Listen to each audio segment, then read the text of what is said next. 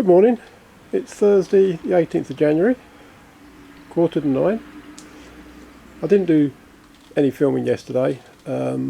We took out the two Unwins struts on the right there, and they're just sitting there resting at the moment. But in order to do that, I had to remove the AdBlue tank from under the van. Let's just get the camera so I can see what I'm doing. That tank there, had to drop that down, and also I've temporarily dropped down the box that the D4 heater's mounted in, and the reason for that is hopefully this will pick this up under here.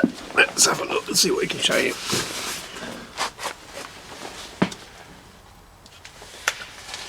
Yeah, see all those white patches? Every one of those had a reinforcement plate and a bolt through it.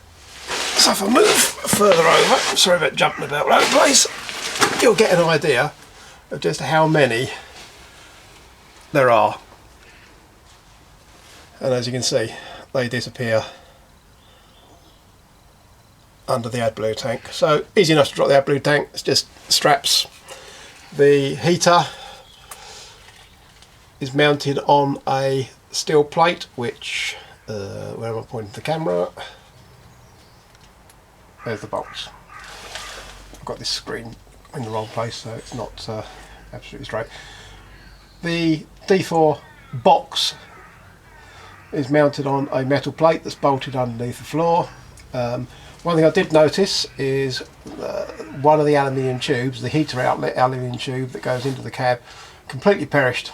The salt had got to it. The plastic insulation that you can see on these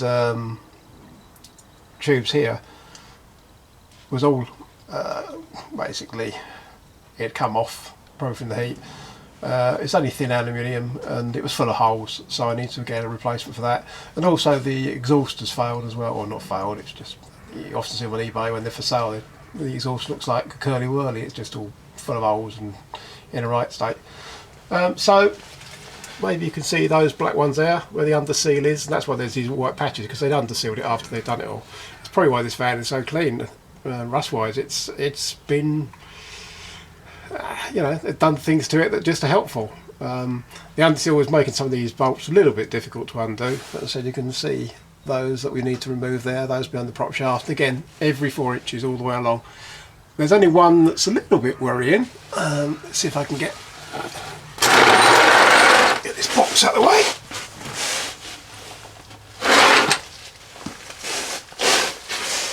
There's one, where is it? Where's the fuel tank gone?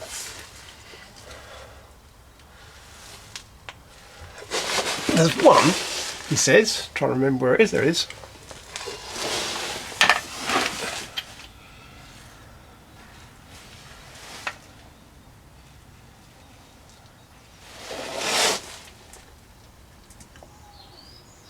There. Sorry, I'm not pointing the camera in the right direction. Let's do that. Is that visible? No. There's one very, very close to the fuel tank. The thread is actually touching the plastic. I should have brought a light under here.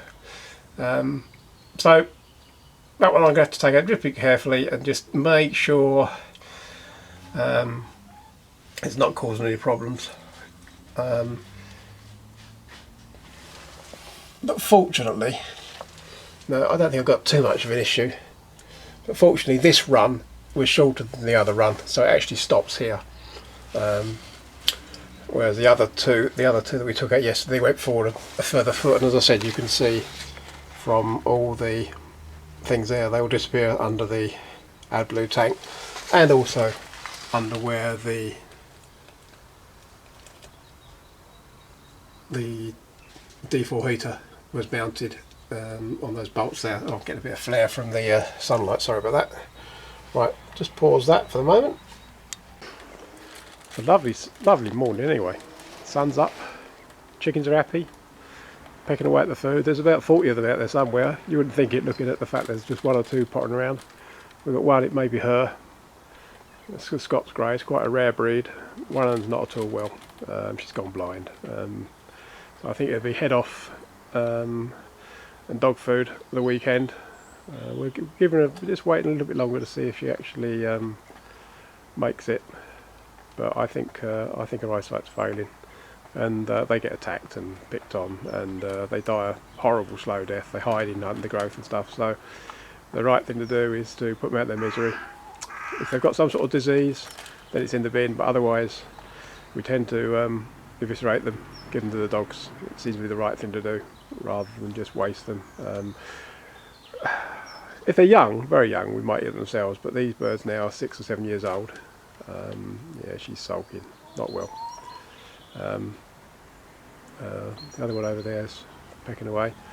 Let's see, sunset, sunrise even. I don't know how this camera's going to cope with that. There's my IBC. This is what we collect rainwater in. The beer barrels were here when we moved in. We've been here 16, 17 years now. The previous owners were, they had a Spanish bar and optics and beer coolers and everything. Obviously like their alcohol. The beer barrels have been very useful. I use them for all sorts of things. They were supporting this IBC, which goes there. And I need to finish off the guttering on the carport. I've left it long because I've got to run a new length down there, but the IBC goes there on a platform, and we use that. That's pretty much our entire garden water supply and everything else. They're brilliant, these IBCs, providing you get one that's had food products in it. And the sign of spring on the table there, pots and pots of hellebores and snowdrops. The hellebores are beginning to colour up. The snowdrops are poking through. The ones in the pots are a bit slow. We've got quite a lot of snowdrops out. No, it's not going to come out. Over there by that lamppost. A lot of snowdrops out. Spring's coming. It's really exciting. Anyway, back to the van. So today we'll be taking out the 2 long runs. Karen's going to be helping me. There's no way you can do this on your own. Somebody's got to be stopping the Allen bolts from turning at the top while I'm grovelling around on the bottom. I am glad I've got these jack stands, because you know, moving around underneath the van when you've got bits of exhaust sticking in your stomach, not fun at all.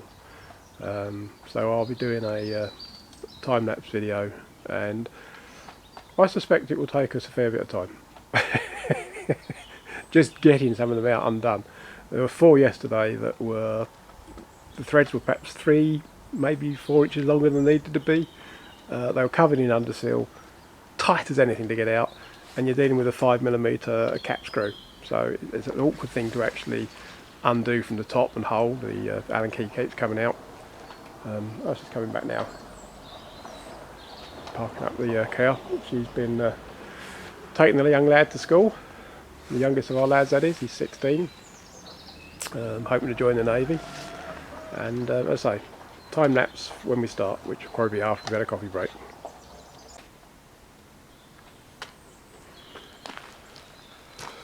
I've just removed these door stays. They are bolted there. Oops, wrong side. There, like that. And they latch into these brackets here, which are bolted onto the door. And, an idea I've never actually seen before, never occurred to me to do. It's quite cool. They've just got a stack of washers, wrapped them up in masking tape, and used them as spacers. Very handy if you haven't got a bit of tube laying around to cut the size. Might try that in the future. So there you go.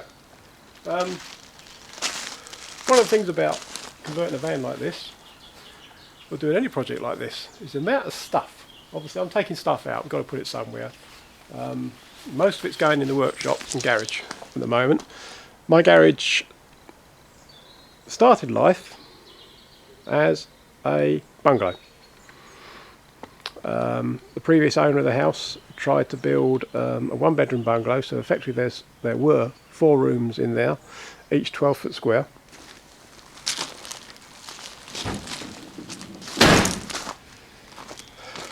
That door there would have been the front door, I guess. I don't know for sure.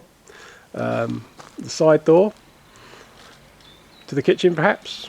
They may have had a through lounge, but certainly where the garage door is, that would have been the patio door. But he fell foul of planning rules. The neighbours objected, probably the people in this house, or the people that originated this house. The owners in the 60s of that house there used to own this entire field that my bungalow's built on, and the land. And in fact, where my garage is now, where I'm standing, right down past where, almost down to that caravan down at the back there, or converted caravan, that's our chicken coop. That's where they roost. That was the back garden for our neighbours. But for some reason, in the 60s, the lady that lived there, she sold the land to, I think it may have been her son. He built the bungalow on now. And later on, in the late 80s, the people we bought our bungalow from built this. So I've now got a really good workshop, good size, really handy, and it's served multiple purposes. I've worked on cars in there. There are stable doors there. We used to keep our ponies at the front of it, and you actually convert it into a stable for a while. But the land here is clay. It's not suitable for ponies whatsoever. The field by sort of midwinter was just a quagmire. There is actually a video online that one of my sons produced several years ago, which I shall probably put a link to, of some of the animals here on a particularly, I think it was done in March. It was filthy. So the ponies went. We've got a couple of sheep, and they're just lawnmowers. But the ducks have all gone now. They also can turn a very large area of grass into a quagmire in no time at all. And also the geese have gone as well. My children didn't like feeding them, didn't like tending them. They can be aggressive geese. They're very, very good guard dogs. But we now got 3 guard dogs, so we don't have to worry about having the geese around either anymore. We just got the sheep and chickens. Anyway, so back to the van. Karen's walking the dogs, and when she returns, we'll make a start on, let's get that lined up again, make a start on taking this track out. I haven't removed the outro flooring yet. That's got loads of glue on it. It's going to be sticky and horrible. So I'll have to lift it up in places to try and find out where the screws are, because there's bound to be wood screws and things holding the floor down until they bolt it down with the track. But I don't want to take the blue flooring up, because I want to actually put the plywood back in temporarily while I'm pulling the wiring out. But certainly at the moment I just want to get it up and off, so that I know I haven't got to do any more grovelling around underneath the van, undoing bolts and things for a while.